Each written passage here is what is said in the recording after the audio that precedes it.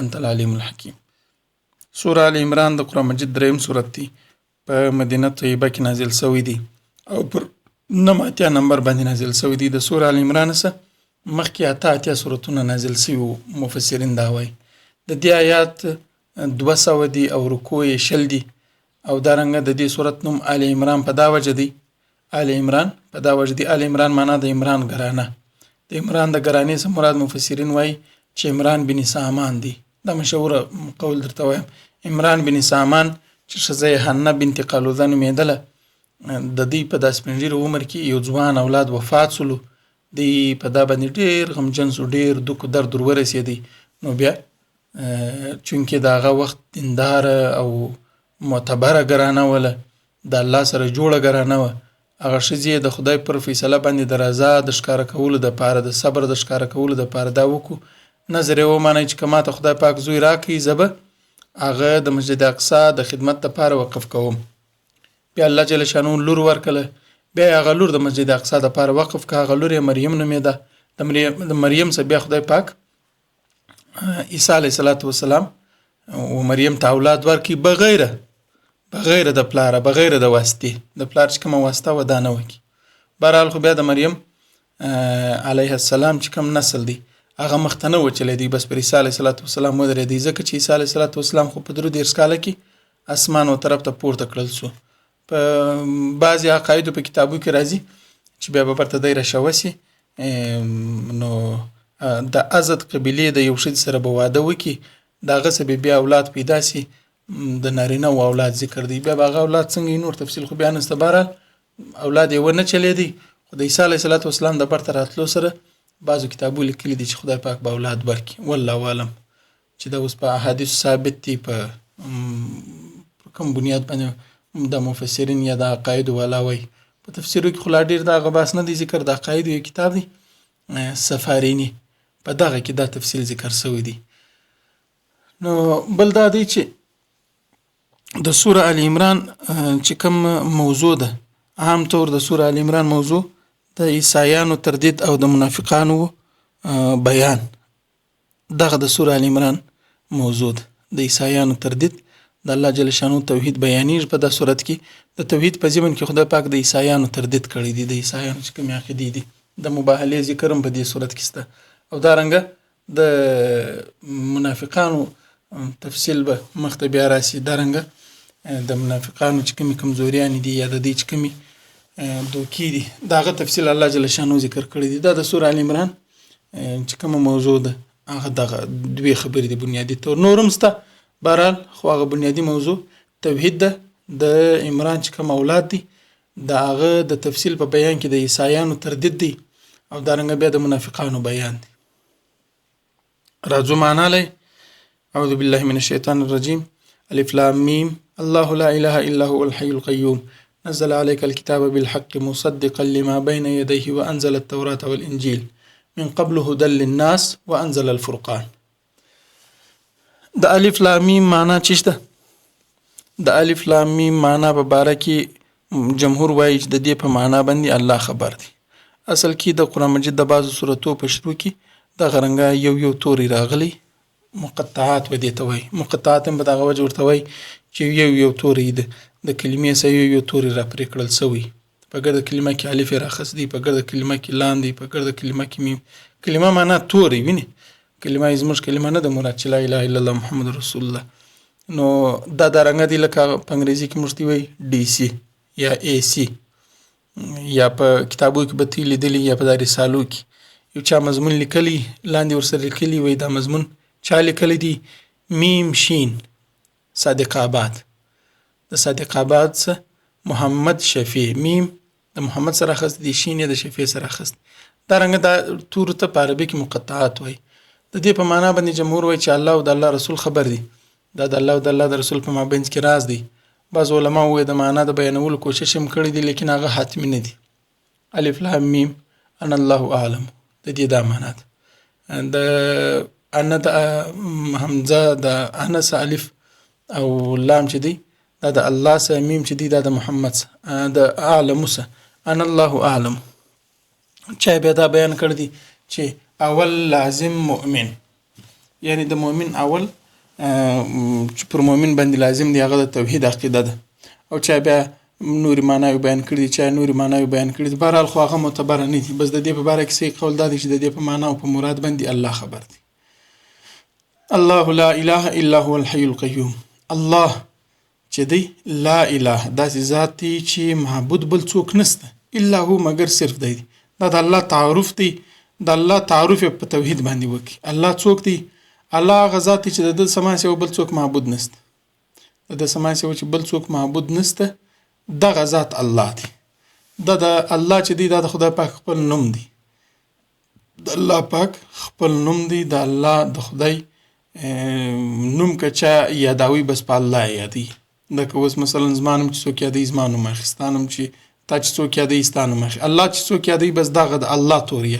الله د خدای پاک نوم دی معنی د درنګ نمو معنا په سړی نه ګرځي بعض علما و د معنا بیانولو د غم کړی دی بلکې دا ډېر مشهور ده د علماو په مابینځ کې د کتابو کې ویل کېږي د لفظ الله په معنا کې انسانان حیران دي چې د دې معنا څه ده مشهور بس دا درې معناوي دي یوه معنا دا ده چې الله معنا معبود الله معنا هغه ذات چې په هغه کې انسانان حیران دي الله معنا هغه ذات چې د په تعلق باندې وچاته سکون او قرار رسی دا درې معناوي دي الله معنا معبود دویمه معنا دا ده چې هغه ذات چې داغه په ادراک کې داغه په پیژندلو کې داغه په حقیقت معلومولو کې داغه او قدرتو ته انسانان چې وګوري نو د پیژندګلونه تدی عاجز سي ورته حیران سي بس بیا د وسه سوزي بس بیا حیران پاتې عاجز کښین درېمه معنا دا ده چې د سکون او د قرار معنا ده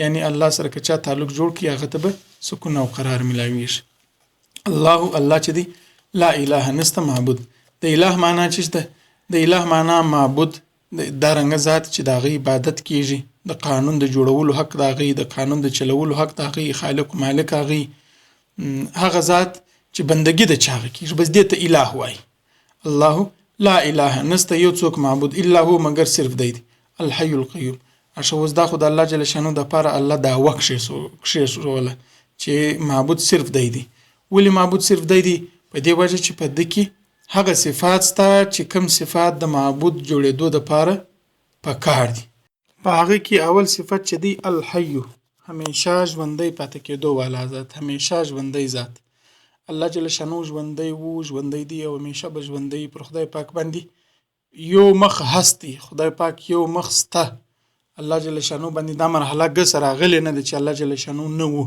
یا بعد کې به د مرحله براسي چې الله جل شانو بنئ دا د الله جل شانو د ذات سره دا شی ګسر راځنه همیشه ژوندۍ پاتې کېدو والا ذات په دې وجه د عبادت حقدار دی کې یو ورنيستي کې راسي نو به دا کائنات څوک چلی دا نظام څوک چلی دا دون جهانونه دا دون عالمونه دا به څوک چلی په دې وجه باندې د الله د پاره اول صفت دا ضروری دی د الٰه جوړېدو د پاره چې څوک همیشه ژوندۍ او دا صفت په الله کې دی په بل چا کې نشته دا رنګ القیوم معنا همیشه موجود پاتې کېدو والا ذات دویمه معنا دا د ذات د وجود والا ذات چې په خپل خو یې موجوده د نور کائنات وجودم پر د ولاړ په اسانه اصطلاح کې مشتي ترجمه کوو کائنات سمبالولو والا ذات د کائنات وجود د په واسطه دی د په اسره دی د په کومک دی کچيري د اسره د ذریعہ د واسطنی د کائنات زندگی نسیاسي لولي دا رنګ ذات په دې عقیدو کې د عیسایانو او دا رنګ د نور اقوامو په باره کې الله جل شانو تردیدم کې د الله جل شانو چې د سوره ال عمران په شروع کې الله کوم تعارف کړی دی د دې په باره کې یو بل کښنی بیان بیا ان شاء الله هغه بیا لیده ترتیب کو یو وخت په نن کې څوک په سبا کې سلو هغه بیا زالیده به د ترتیب ورکم هغه به لیده جوړ کړي چې د الله کوم تعارف الله د سوره ال عمران په شروع کې کړی دی او د دې سره چا تردید راځي د انسانانو د الله په باره کې کوم عقیده ول تاریخي تور د دې لږ مختصره خاکه هغه به په لیده ترتیب کې وک نو د الله جل شانو د ذات په باره کې چې الله جل شانو دا دعوا وکړي چې یکتا دی معبود دی پر هغه باندې اول دلیل دا دی چې د همیشه پاتې کېدو والا دی دویم دلیل دا دی چې دی همیشه د وجود والا ذات دی د ګرد کائنات وجود پر د ولاړ دی نو دا رنګ ذات عبادت حقدار دی نو که چیرې دا صفات په چا کې نشته هغه بیا د عبادت حقدار نه دی. نو بیا الله جل شانه په باره کې دا خو عقلي دلایل سو انسان عقل باندې په دا خبره سر خلاصېږي چې وکړه د خدای لپاره خدای صفات ضروري دی او دا چې په چا کې شته هغه خدای دی نو او دا په الله کې شته په بل چا کې نشته. دویم دا دی چې خدای پاک وایي دا نوې خبرې نه دي په تیرو کتابو کې هم دا هغه راغلي دي. اوس دا هغه دلیل بیان دي. دوه دلیل دا سو. دریم دلیل دا دی نزل الله جل شانه وایي نازل کړی دی علیک پر تا باندې الکتاب کتاب بالحق په حقانیت سره په صداقت سره په مضبوطه دلایل سره. نزل په عربي کې ودا ته وایي چې سوکا سوکا ټوټه ټوټه موقع به موقع ضرورت به ضرورت یو شی را نازلېدل راتلل. او انزل ودا ته وایي چې پر یو ځای باندې غونډ راتلل. نو تورات او انجیل سره الله جل شانه استعمال کړی دی. و انزل التوراۃ والانجیل الله جل شانه د تورات او د انجیل په باره کې وایي انزل چې نازل کړی دی او د قرآن په باره کې وایي نزل نازل کړی دی. د نزل او د انزل په عربي کې دا فرق دی. نزل معنا سوکا سوکا موقع به موقع ضرورت به ضرورت نازلېدل. انزل معنا پر یو ځای غونډ نازلېدل. نو نور کتابونو پر یو ځای غونډ ونه بیان تور کول کېدل.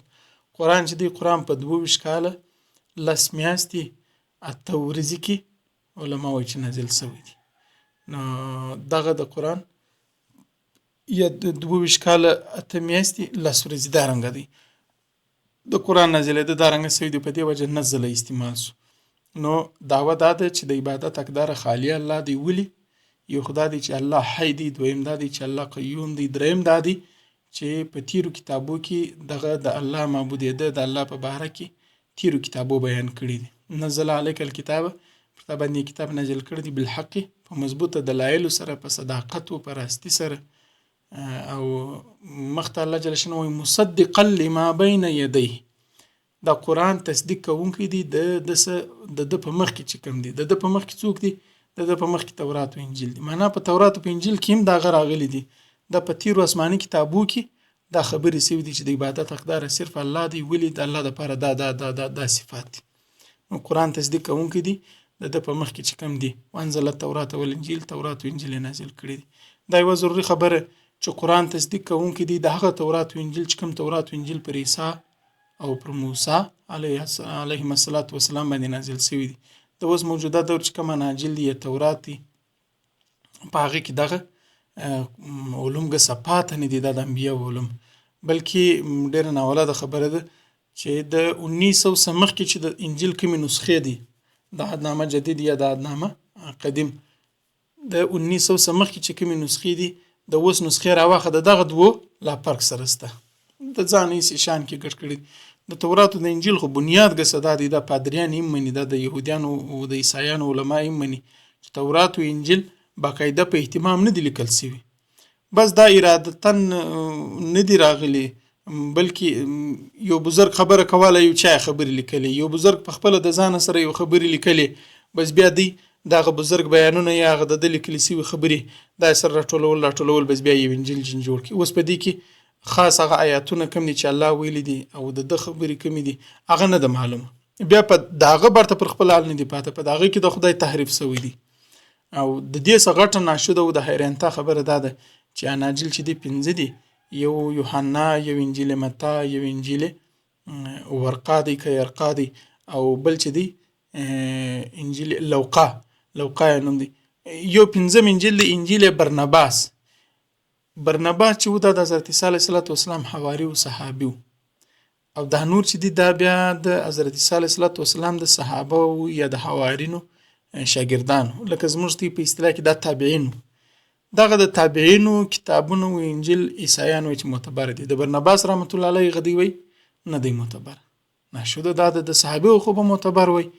نو چې کوم علما په دې باره کې مطالعه لري مولانا زهر الحق صاحب مولانا سرفراز خان صفدر صاحب او دارنګه مولانا عبدالمجید دریابادي صاحب دا بزرګان وایي چې دا په دې وجه چې په برنباس په دغه ډیر خراب شوی شکل کې وسم 3 ځای دغه د حضور صلی الله علیه وسلم راتګ او د عیسی علیه السلام خدای نه کېدل د خدای زوی نه کېدل دغه شان د برنباس په انجیل کې وسم صداق دي.